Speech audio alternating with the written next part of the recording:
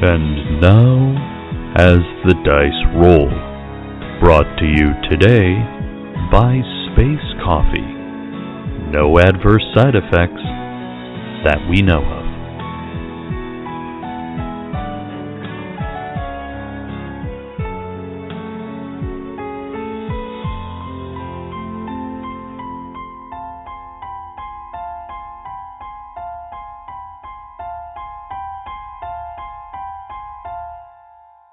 Previously on Cautious Optimism.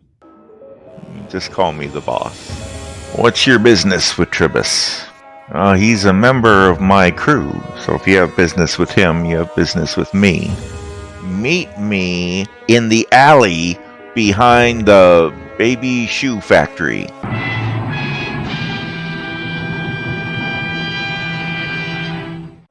I don't see God. I am a god. They've just given superpowers to a teenager. I would like to try to shoot him. So you go over and you apply some bandages and stuff, and it does seem like you're getting the bleeding to stop. This is no longer about a hallucinogen. This is about something that could be weaponized. You turn around and see the boss and two of his henchmen have been standing back there watching for who knows how long.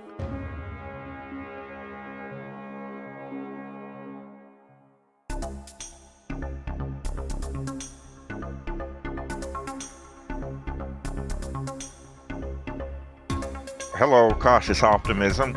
Aurora Borealis Shand. A human woman. I'm not interested in selling this ship. She has a huge smile on her face. She's very important to me. Hank Crawford. Engineers. Bad news, good news. Bad news, fuel leak. Coming and going from the spaceport. Good news, I found duct tape. Kyan Brunt. A Mator. I am a doctor. A 9-foot-tall, 4-armed creature. I don't care if they call me, hey you, just let me do my job. Rico. Humanoid. I'm observing you. Cat person. It's for science. Toss. A slimy, gelatinous... what are you hauling? Goo thing. Thank you, Cautious Optimism. Welcome to the station.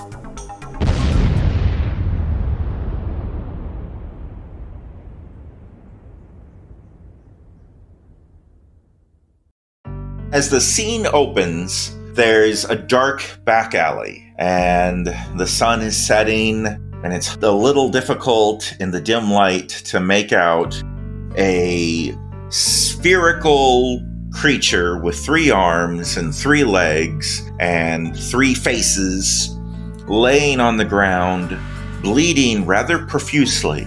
Standing above him, or maybe kneeling above him, is a humanoid cat who appears to be applying pressure to some bandages on the wound, trying to stop him from bleeding out.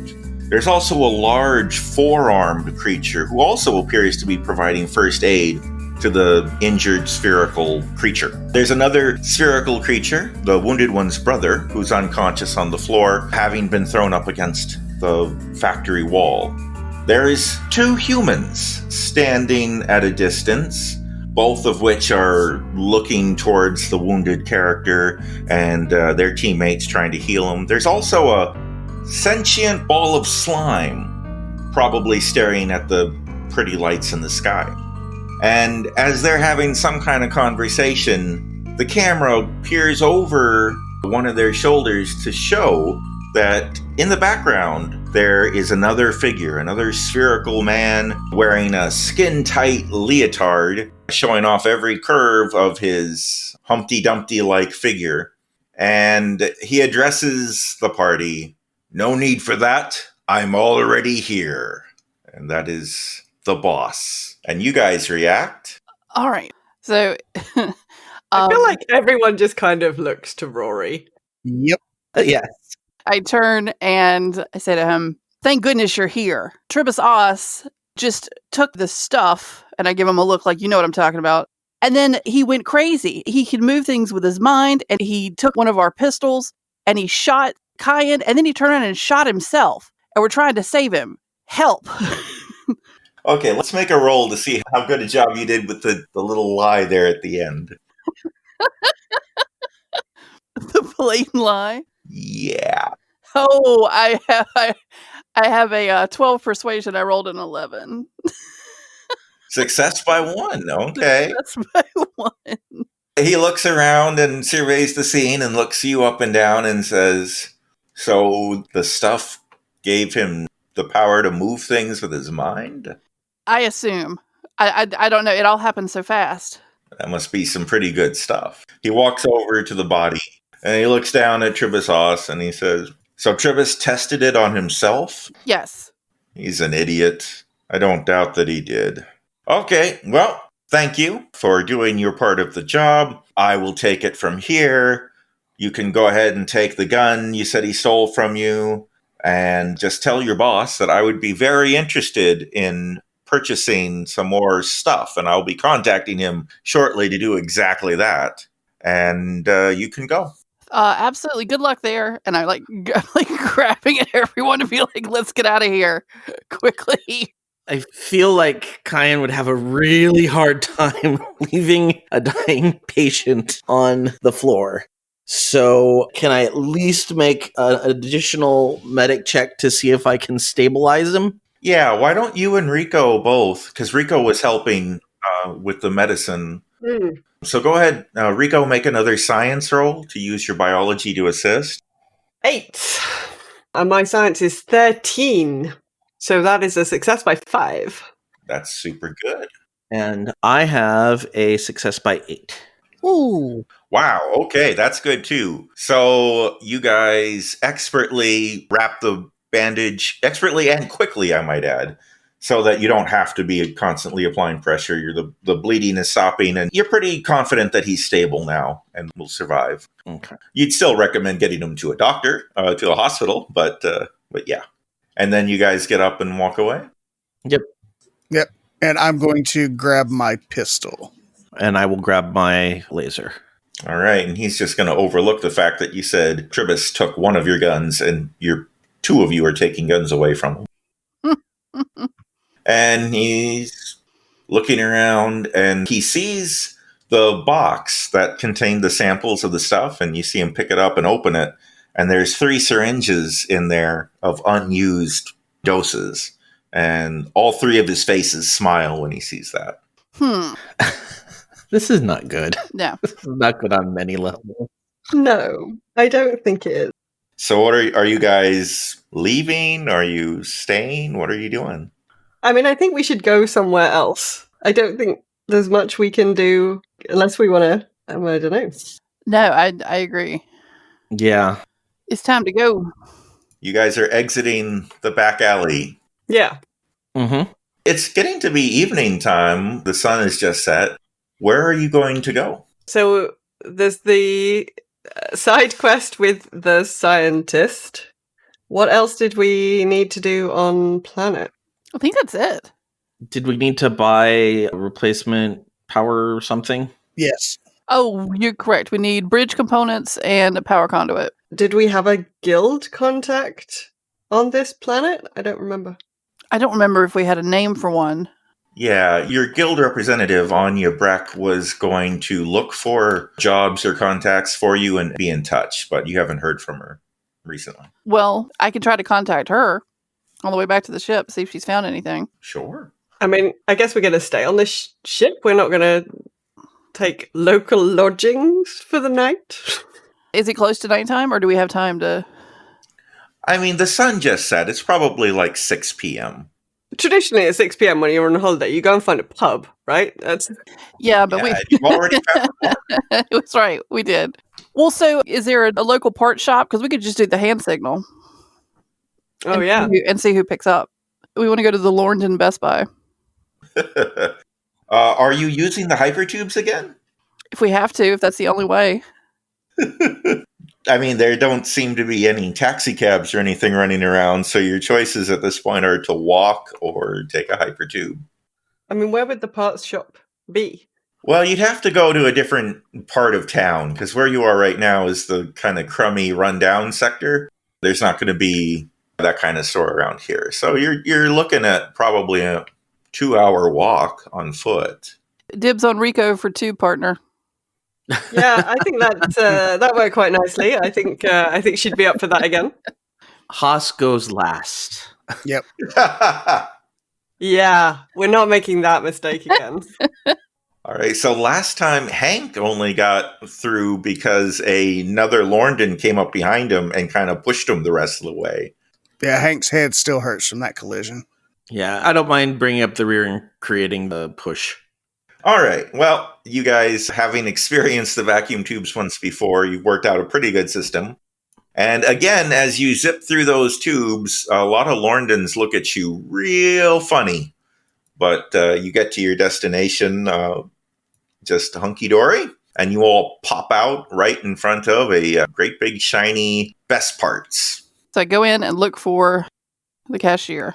So the cash register situation here is basically one Lorndan operating 3 cash registers. They're inside a spherical counter that goes all the way around them.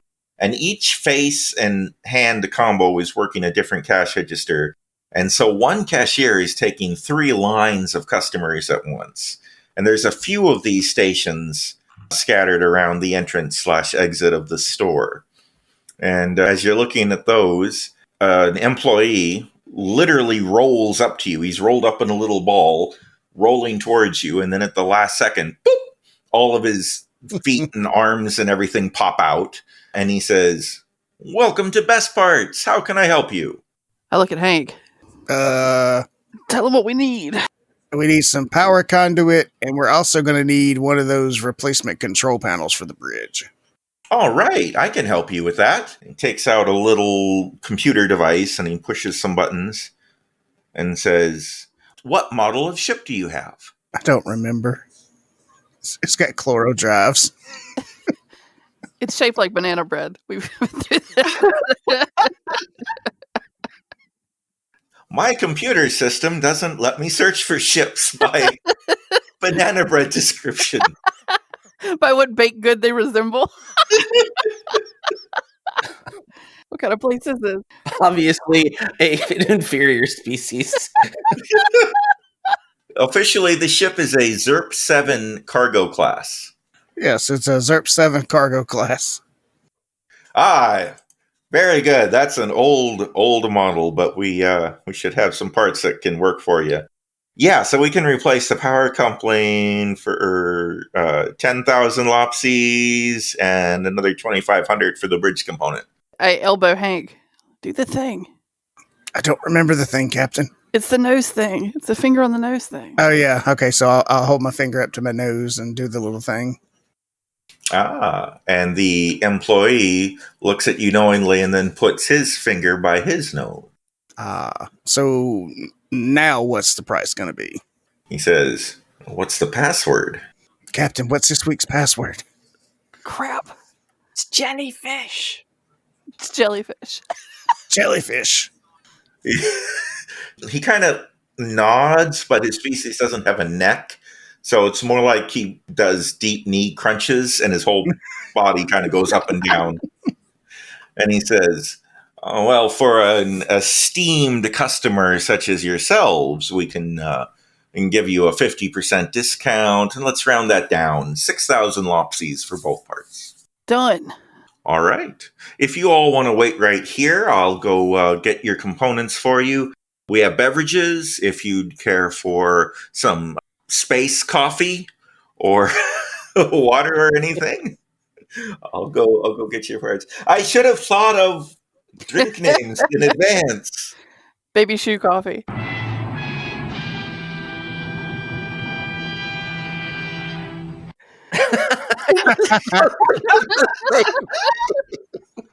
Oh boy. I'm not good at improv. Everything on this planet is just baby shoe stuff, baby shoe drinks, food. So I walk over to the coffee stand. I pick up the carafe and looking at it, kind of looks a little green. And I look back at Captain and, "You seen anything like this?" Yeah, please don't drink that. And I'm going to pour some into a styrofoam cup, swirl it around a bit, give it a good sniff. What does it smell like, Todd? It smells like coffee, but more spacey. I'll give it a tentative little sip. Coffee with a hint of ozone. Exactly. It's more acidic than regular coffee that you're used to, but tastes generally okay. All right. I'm going to continue drinking my coffee. Great. Now Hank's pregnant. Great. A few minutes later, 3 Lorndans, all wearing the Best Parts uniform, come up to you, and one of them has a hover dolly with a big power conduit on it, and one of them is just carrying a box with some computer components for the bridge. And the third one is the one you were speaking to originally. He seems to be telling them where to go and what to do and stuff. And the 3 walk up to you, and the one who spoke to you earlier says, "And will you be needing any help with installation?" I look at Hank. I'm pretty sure we can handle this on our own. I mean, unless it comes with free installation, I'll take any help I can get. Well, even for special customers like you, I'm afraid it wouldn't be free. Should we just hand the parts over to your big guy here, your 4-armed servant? Oh. Whoa. Yeah. He doesn't feel like dealing with it, and he just extends his arms. No. I step in front of him. Hold on now. I'm not from around here, but I know that's not how you talk to people. This is poor customer service. I'll take the conduit. They all 3 kind of look at each other, and then they just let go of the hover dolly and turn it so that the handle is facing you. And the other one holding the ship components just kind of balances the box of the ship components on the conduit on top of the dolly, and they back up. And he says, "I'm sorry, I didn't mean any offense. We don't see a lot of off-worlders here. We didn't know how to appropriately address you folks." Well, this is Dr. Kyan. They all stare at him with all of their eyeballs and say, "Okay. Well, have a good day, everyone." "Thank you. Come again." And they roll up into little balls and roll away. I'll take the handle of the hover dolly and just kind of grumble out the front door. Kyan looks at Hank and just kind of quietly says, "Thank you. That means a lot." I just decency. It costs nothing. Grumbles on. All right. Where to next? I'd say to the ship to get this stuff installed in case we have to beat feet. Which is very possible. On the way out the front door, I'm going to take my half-full styrofoam cup of green coffee and pretend to drop it in the trash can and completely miss. All right. Our pettiness knows no bounds. Roll passive aggressive. There's now a steaming green puddle next to the trash bin. Classy. That's what they get. Now, as you look around at the hypertubes and try to figure out how you're going to fit the conduit into the hypertube, you realize that there is a much larger tube that other people are using to transport cargo. It's kind of a utility transfer tube, I guess. There are no people in it. It's just goods. And it's easy enough to work out that there's a loading bay, and you put your cargo in this kind of enclosed pod, and then the pod, or the little spherical ball thing, like a gerbil ball, gets sucked up into the tube to whatever destination you're going to. So you can go ahead and you do all that, and you send it on its way to your ship, and you guys get in the regular tube, and after a short ride in the suction tube, boop, you're back at your ship, and your parts arrive a moment after you do. Nice. Let's get to installing. All right. We're going to need some mechanical checks from your engineer. Mechanical. Let's go. Which part are you installing first? I imagine the bridge component to be the easier one. Sure. Okay. Knock the dust off the dice with that one first. My mechanic and engineering all falls under artificer. One of these days I'll understand how the system works. See, so level 4, so that would give you equal to your IQ of 12, and then plus 4 on top of that, I guess. So you would need 16 or less. Okay, I rolled an 11. So you will succeed by 5. That makes you really, really good. It's almost like the leftover slime helped it slide right into place. There you go. Pre-lubricated. Ew. So yeah, the installation goes swimmingly. Fantastic.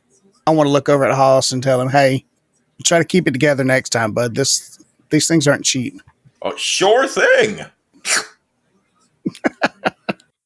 I guess it's time to get some power coupling coupled.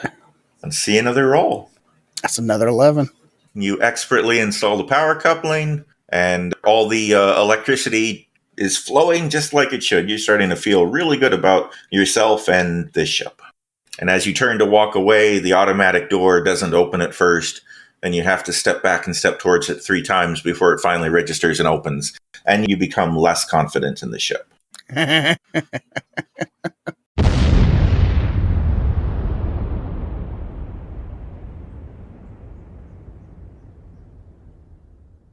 I feel like working on the Cautious Optimism is like owning a house. Something's always broken. Hello, I'm Joe Hogan, editor of As the Dice Roll. I hope you're enjoying this week's episode of Cautious Optimism, and I hope everyone's looking forward to a fun and relaxing Memorial Day weekend. No comments this week, so we're jumping straight into the promos. Let you guys know a little bit about what we're up to. If you aren't listening to Bama Shock's King of the Heel, you're really missing out. They have all sorts of campaigns running over there. Curse of Strahd runs on Thursdays and features guest DM Rockman. Sundays, the channel hosts Storytime in Eberron at 6 p.m. Central. Rime of the Frost Maidens is on Saturday, and Dungeon of the Mad Mage is on Wednesdays.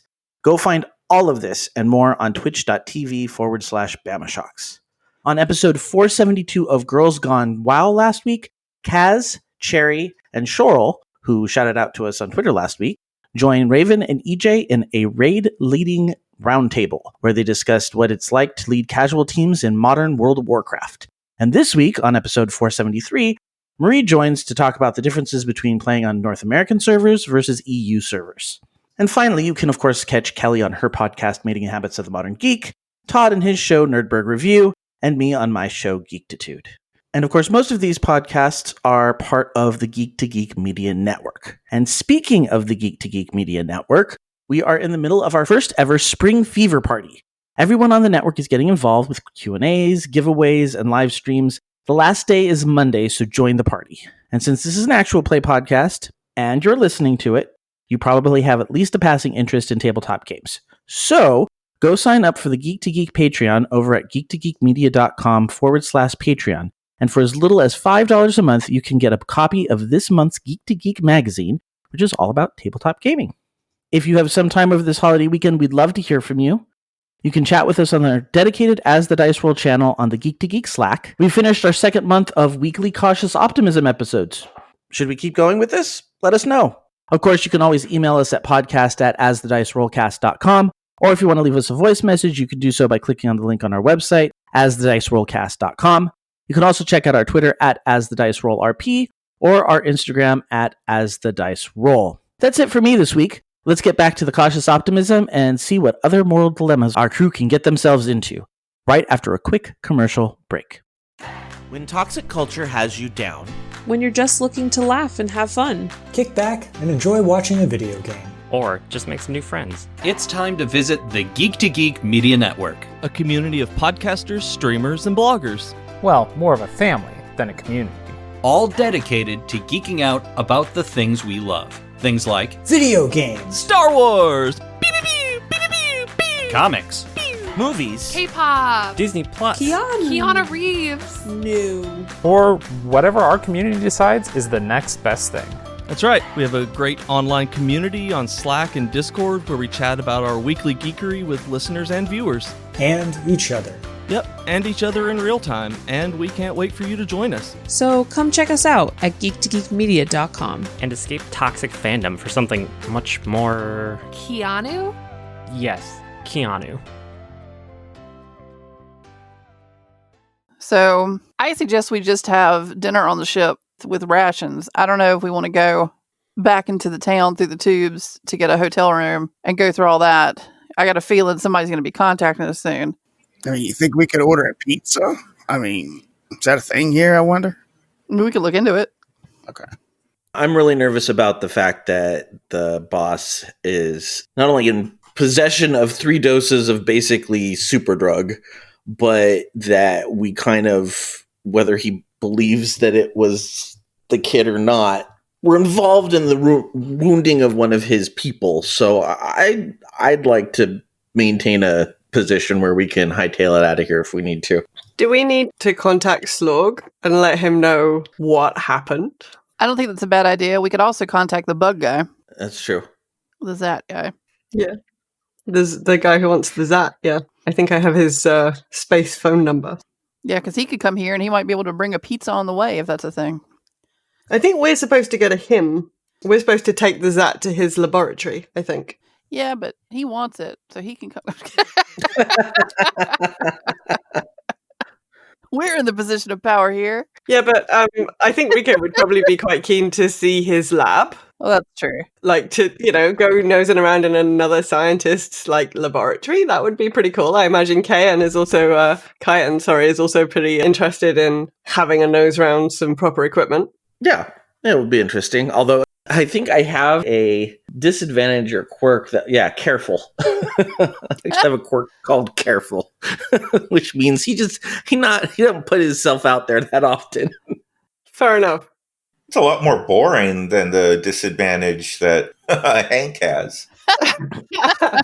It's true. I think it plays well with the fact that one of you have curious and one of you have nosy. I have nosy. I have curious. Yeah. Yeah. Yeah, so Rico's all about wanting to go and press some buttons in somebody else's laboratory. Well, is that something we can do tonight, or are we going to do that tomorrow? I mean, I think that would be more of a daytime thing. Yeah. Yeah. He was a professional scientist, so that's his day job. So, all right. Well, then let's call Slorg. All right. Beep beep pop pop boop. Slorg here. Yeah. This is Captain Shand. We made your contact, and there were some troubling results. A bad reaction to the product. Bad for everyone else. Very good for the Lorndans. Good for the Lorndans. Well, that should be good for business. I don't know if you want to make them super psionic soldiers. I don't know if that's a thing that interests the rest of the world. Whoa. Super psionic soldiers? Well, I mean, the soldiering will eventually come. Yeah. It gave one of them telepathy and telekinesis. That's amazing. Oh boy, we're going to make a fortune. I'm going to go about securing a lot more product from the planet. Wait a minute. You don't think this is a bad idea ultimately? Militaries have deep pockets. Yeah, and you have deep places to hold bullets in your body. They're not going to attack their supplier. Yeah. We'll make out like bandits, but legal bandits. Well, no, not legal bandits. Yeah, the metaphor holds. We'll make out like bandits. Awesome. Well, have a good night. You too. Beep, beep, boop. Okay, I've got a question. Yeah. And I think I got this wrong last time too, but I'm going to double check. The Lorndans are not the species that tried to attack Raven's planet. Nope. Okay. Nope. They're not the Galaganars. No. Galaganarians. Sorry. Because that would definitely be a vital piece of information. Rico would have said something by now. That would have been no. That's a different thing. Did we get paid for this drug deal? Oh yeah, there we go. He's going to pay us 10,000 lopsies.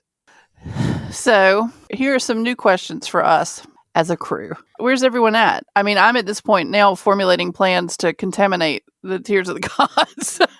So, I mean, where's everybody else at with this? Because we're kind of tied into the guild now, and it's not going to be like we're going to be able to refuse this transfer easily. I could probably come up with something that would neutralize the effects, or at least reduce them. Rico just kind of shrugs at you. Such a cat. This doesn't immediately concern me. I don't care. Yeah. She's gone back to reading her pad. She thinks you humans are really focused on some weird ethical questions. Captain, I'm a little confused at this point. So we're okay with being drug smuggling dealers, but we're not okay arming a people? Well, I mean, like, are we trying to draw a line here? We're okay with smuggling drugs, but we're not okay making people super? Well, and here's my reasoning. Because if a bunch of Lorndans are rolling down a hill because they're high, that can't hurt me. But if they become a super race of telekinetic telepaths, they could be hired by someone who's evil, or controlled by someone who's evil, or just become evil themselves and take over the whole galaxy. One of those affects me, one of those doesn't. The one that doesn't affect me, I was happy to do. Another one that could potentially put all life in the universe in trouble, I'm a little concerned about. Got it. Why couldn't it just make them high? Why couldn't it just make them want snacks and roll down a hill sleeping? Why is life complicated? It's supposed to be a simple drug deal. I bet the phrase, it was supposed to be a simple drug deal, has been uttered many times. How did this go wrong? It was supposed to be a simple drug deal. I can't believe this has gone wrong. Oh, gosh. Well, what's your next step here? Is there going to be dinner soon? The party takes a long rest. Yeah, I'm like ordering space pizza and getting some shut-eye. And then taking a dead bug to a stranger tomorrow. Just another ordinary day. Just a Sunday. Perfect Sunday. All right. Well, there is delivery. There are several delivery restaurants that will bring food to your spaceship. And none of it is food that you're at all familiar with. But you find the closest thing to a pizza that you can. And when it arrives, it is bread with cheese on it and some kind of meat you don't recognize and blue sauce. And instead of being in a circle, it's a triangle. And it's a triangle cut up into smaller triangles to be the individual slices. And I would say that it tastes pretty good to all of you except Rico. Her cat physiology is not into the blue sauce. Really, I just want some meat. Honestly. So I give her all the meat off of my slices. She sort of looks at you, although she does eat it. She looks a little bit disdainful. Should we fast forward to the next morning, or do you guys want to do some conversating? So, Kyan, you haven't said anything other than you might be able to contaminate it. Like, what are your thoughts? Well, I'm definitely not happy with the idea that we could be creating a super race of telekinetics. And so I am all for doing whatever we can to make this not happen. One of the biggest concerns I've got is that if it's not us, it's going to be somebody else eventually. So I feel like there's a bigger problem here. Does anyone have the technology to nuke this planet from space? From orbit? I mean, there are powers in the galaxy that have super weapons that could devastate the planet. Oh, I meant us. I meant us in the oh, okay. Us in the galley. That's what I was that may be overreaching just a little bit. Okay, so all right. Scratch that off the list of possibilities to do. Could there be a way to tip off like intergalactic cops without getting ourselves arrested? I don't know. Have you seen what are the cops going to do?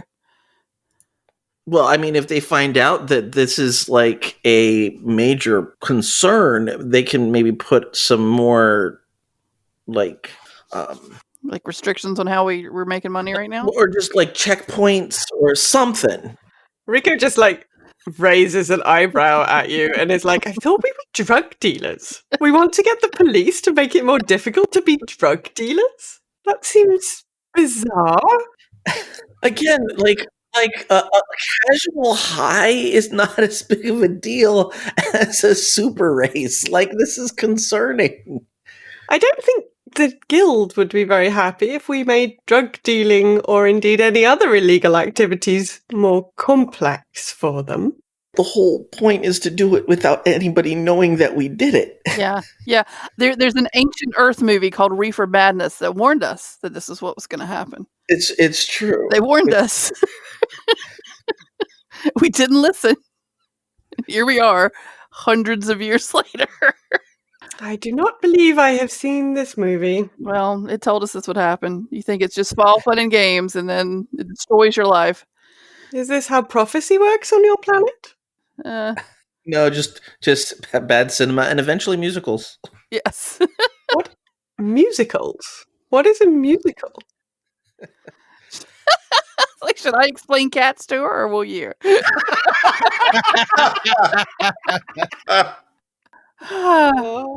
I thought cats were worshipped on your planet. Well, they are still. I think we should avoid angering the guild, because I think they're probably more powerful than we are. That makes sense. Yeah, so I guess, we're going to have to be keeping secrets from the guild, from Cousin Slorg. Well, Cousin Slorg already knows. We're going to have to kill him. Crap. So much bad from this. Captain, if I may, I wonder if this is something the guild would need to know about. Maybe they have some way of dealing with preventing super races. Ooh. Or maybe there's a bylaw we could enact. But hold on, the guild doesn't know that we did this, right? They didn't give us this job. Yeah, this isn't a guild job, is it? Or is it? Because they know. No, this came directly from Slorg. From Slorg, yeah. Yeah, I don't know. I'm at a loss. The only thing that I can think of is figuring out what about Tears of the Gods does this to the Lorndans, and then somehow neutralizing that if possible. We'd have to know an awful lot more about Lorndan physiology, I think. It's definitely doable. I wonder if the scientists we're going to visit tomorrow will be helpful. We could certainly show some interest. There's no guarantee that they will ask us to do the remaining drug runs, though. They might give the job to somebody else. Yeah, that's true. Conundrums. Problem solving. No one ever told me being a space pirate was going to be difficult or have to make decisions. Break into hotel rooms, that sort of thing. Yeah. Well, I don't think we're going to solve this problem tonight. I'm extremely tired. I'm going to bed. Yeah, I go to bed as well. Same. And fast forward to the following morning, everybody wakes up bright-eyed and bushy-tailed. Rico is never bushy-tailed in the morning. Okay, that's fair. As some of you are getting up and having some more space coffee or what have you, Haas is just kind of chilling in the kind of lounge area, the break room or what have you. And he's got the local television on, and you might overhear from the TV a news bulletin. 2 Lorndans were found dead this morning in the alley behind the rundown baby shoe factory.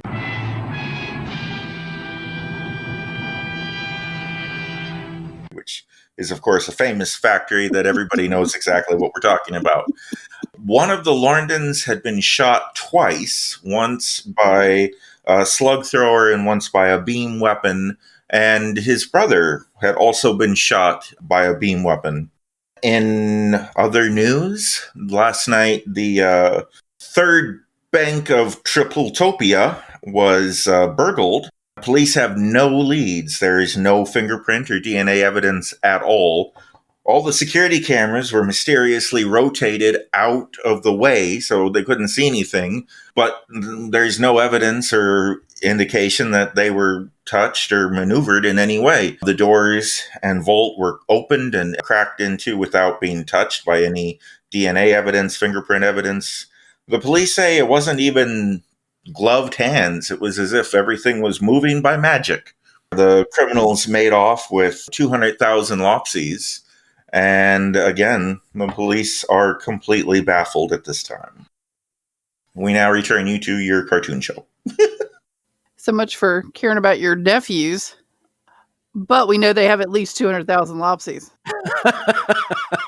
You know they can pay us. They can afford to pay our rates. Brilliant. Because if we can't stop them, we might as well profit off of them. He also killed 2 of the only people that know what the drug does. That's true. That's true. I now feel like there's a target on our back. Well, no, because if we were to raise a fuss, he can't get any more if he shoots the messenger, though. Because Slorg came to us because he was having difficulty finding people to do this run for him. Mm-hmm. Well, maybe this is why. Plausible. Well, let's deal with the bug right now, because I don't know that we're going to be able to immediately reconnect with the boss right this second, so we might as well do something that we know we can do. Yeah. And I'm going to hide my pistol in the secret compartment in case someone goes looking for ballistics. It's not a bad plan. Yeah, seems like a good call. So if we could stop at a weapons store on the way to the scientist, I'd appreciate it. Fine with me if we could find one. Target on my back and unarmed at the same time kind of makes you feel a certain kind of way. Here's my thought. If we all of a sudden go purchasing weapons, that might be a little bit suspicious. Just something to keep in mind. Well, it's just him that needs to buy one. We've all got ours still. Oh, what am I saying? I'll tell you what. I will equip my electrical tool pouch just full of screwdrivers. I'm good. Are we going sciencing? Is that what we're doing? Yeah. I think we're going sciencing.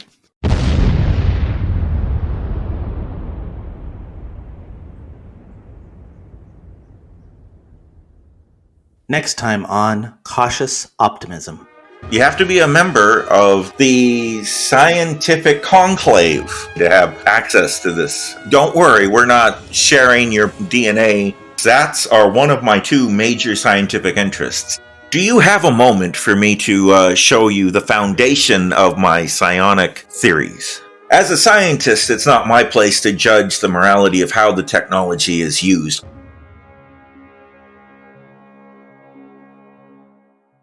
You've been listening to As the Dice Roll. The As the Dice Roll intro music is The Soap Opera by James Bowers. You can find and license his music through Pond5 at pond5.com. All the rest of the music in this episode is by Darren Curtis and can be found at darrencurtismusic.com. The opening voiceover is by our very own Rob Sometimes. You can find his podcast at comicbox.libsyn.com. And the As the Dice Roll logo was created by Maricel Edwards. Check out her book No Great Matter at msedwards.com. As the Dice Roll is a proud member of the Geek to Geek Media Network. Check out other Geek to Geek shows, streams, and content at geektogeekmedia.com. If you'd like to contact the show, you can send an email to podcast@asthedicerollcast.com. Individual players and GMs' social media can be found on our website at asthedicerollcast.com.